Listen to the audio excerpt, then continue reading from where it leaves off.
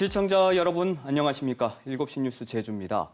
국가보안법 위반 혐의 사건을 수사 중인 국가정보원과 경찰이 오늘 전국적으로 민주노총 본부 사무실과 보건의료노조 등 여러 곳을 동시에 압수수색했습니다. 제주에서도 제주 평화쉼터 운영자에 대한 압수수색을 벌였는데요. 당사자는 혐의를 완강히 부인하고 있습니다. 첫 소식 문준영 기자입니다. 국정원과 경찰이 합동으로 제주 평화쉼터 운영자에 대한 압수수색에 나섰습니다.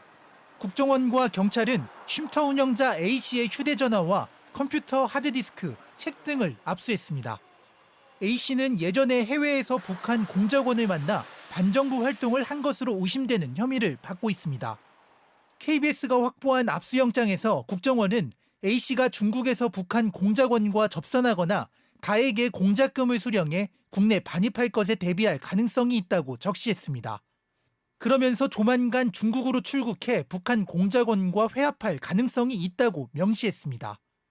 국정원은 또 A씨 등 국가보안법 위반 혐의를 받고 있는 3명의 통화 내역이 전혀 발견되지 않고 있다며 보안성이 높은 텔레그램 또는 비밀통신 수단으로 연락하고 있을 가능성이 높다고 밝혔습니다.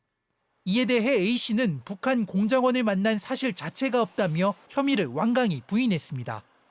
A씨는 또 최근 SNS에 자신의 사업과 관련해 중국 공장과 계약했다는 게시물을 올렸는데 국정원이 이를 중국으로 출국할 가능성이 있다고 영장에 적시했다고 반박했습니다. 비밀통신 수단으로 연락하고 있다는 혐의도 부인했습니다.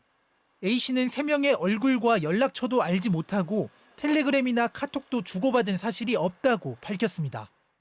한편 국정원은 A씨를 비롯해 민주노총과 보건의료노조, 광주기아차노조 소속 인물 등에 대한 압수수색도 동시다발적으로 진행했습니다.